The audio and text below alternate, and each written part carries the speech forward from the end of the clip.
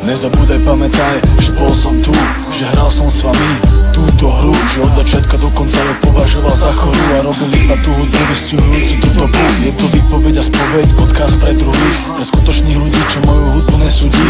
Zapamätaj, že som stále rovnaký jak ty, obyčajný človek, ktorý má tie svoje názory. Aby si pamätal, že som to teraz povedal, že budú o mne písať, že som kokot a že som král, že som legenda, že som primitívny kár. Aby si zapamätal, že som to predpovedal.